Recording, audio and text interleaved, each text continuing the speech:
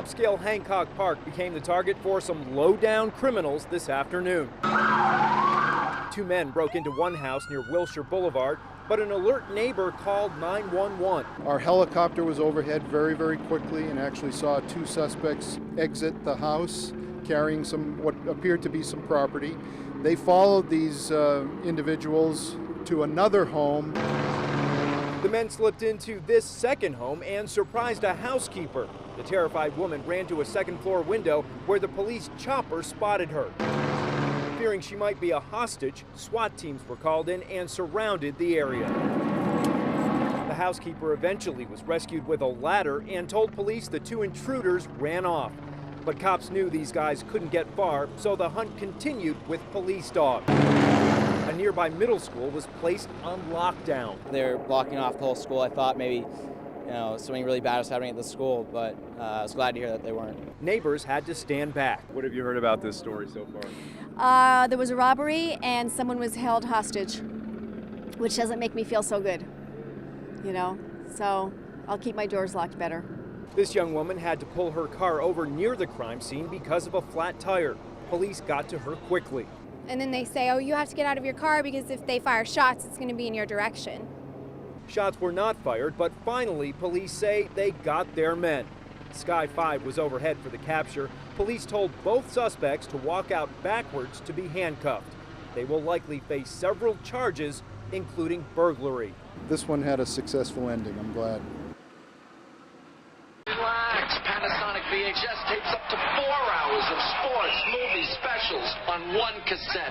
With VHS obsolete these days, pretty much every show you record is on your DVR hard drive. Families with bigger hard drives, these are 3 terabyte drives, have less fights about who's clogging the TiVo with their shows.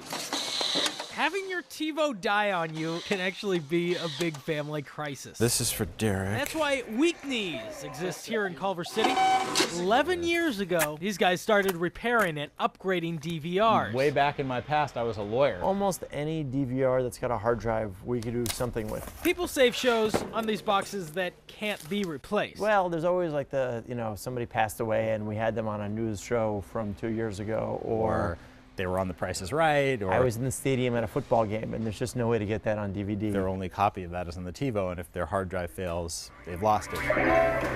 Some customers want to repair, some want more space for more shows, and then the special requests. Right, that was a good one too, right? About a year ago, an embarrassed woman sent them her TiVo. Worked perfectly, there was nothing wrong with it, but it had probably thousands of dollars of pay-per-view porn on there. It was insane. Pages and pages of stuff.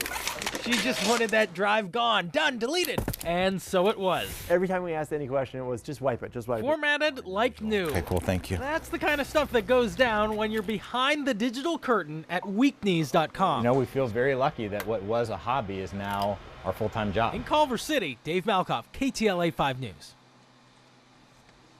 Oh my goodness. They say never to pick a fight. I have to talk to this lady here just a moment. With the guy who buys ink by the gallon. Pen heaven. But when you walk into the 23rd annual Los Angeles Pen Show... Anything you ever wanted about pens, papers, stationery. Don't take it personal when this guy starts yelling. I get boisterous because I've got a passion for this stuff and I enjoy what I do, but people think, oh, he's mad at me. My name's Stan Spezzi and I live in Nevada. And Stan, well, let's just say Stan's not a PC or a Mac. I'm not computer literate, so let's be honest, right?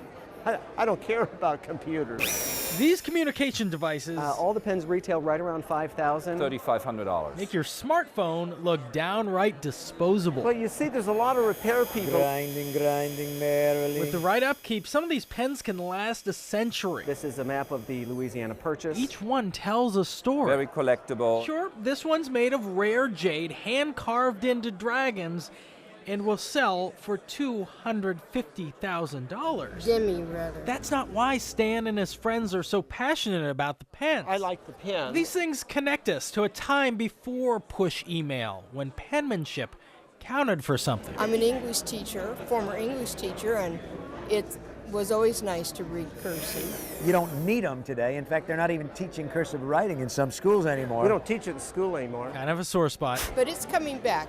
People are interested, I think, again in writing. It's a very special thing because somebody took the time to sit down and spread a little ink To bless you. They're tired of the frenetic pace of the computer. Well, at least here. Sorry, Joe, but we'll be right back. With these friends, they are. We're getting there. In this 12 for a dollar disposable world. Oh, a Bic. Soft, feel fine, right? That's mine. Yeah, it's yours. There's still a place where the pen is mightier than the... This is the Samurai limited edition. Insert cliche here. I'll come down and see you, yes. In Manhattan Beach. See you later. Dave Malkoff, KTLA 5 News. Where's that cookie go? To look at this horse today, you see a proud, beautiful, strong animal. He's just the best. But less than 2 years ago, this stallion was a shell of himself. Found dejected, skin and bones, literally on the verge of death. Oh my gosh. It was a graveyard full of skeletons. We found 50 horses who had been abandoned and were starving. I'm talking about emaciated, hip bones piercing through their hide. Susan Pierce, the woman who helped to save Finbar, tells me he is a former racehorse, but at one point was no longer needed. Can you believe someone threw him away? Thrown away by his owners like trash. He was in multiple pens with other stallions, and they were starving. They were eating each other's tails as trying to survive. While this story is heartbreaking, there are dozens of others just like it. Horses named Alexander the Great, Brigid, and Caspian, all rejected and abused. This female horse named Dolly was dumped too, eventually found 300 pounds underweight, headed to slaughter for no reason other than her owners didn't want her anymore. Am I getting kisses? But now look at Dolly. She's strong, confident, her coat shiny again, muscles tight, almost like new. Hello. Pyrrha says she couldn't stand by and watch the abuse anymore. So, with no financial support, she created Red Bucket Equine Rescue.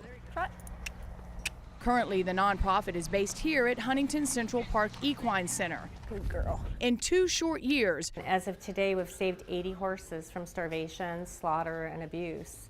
And we found 32 forever homes. One by one, day by day, Mr. Gorgeous, these horses are cared for, their spirits and bodies rejuvenated with the help of Red Bucket volunteers. That's a good girl. A lot of times they won't even look at you. You know, they're just, their expressions are flat, their coats are flat, and they've just absolutely given up. And then, gosh, then they whinny. Come on, darling. Volunteer Mary Jane Blakesley, a retired school teacher, is paired with Malone, a 12-year-old female former racehorse. Come on, Malone. You can see the ties to her racing past by this tattoo inside of her mouth. Yeah, that's a good girl. Malone was set to be sent to slaughter 24 hours before being rescued. When I first started working with her, she was quite despondent.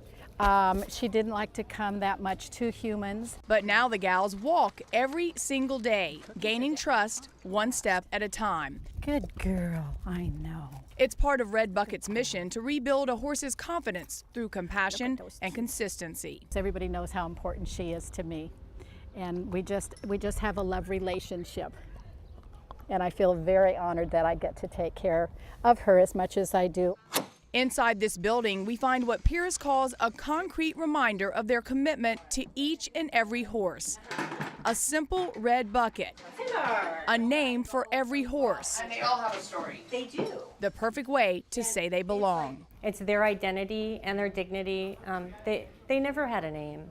So now, instead of starving, suffering, and giving up hope, these horses like Malone, oh boy, Dolly, and Finbar have the chance to feel beautiful again, proud, and ready for a new loving home.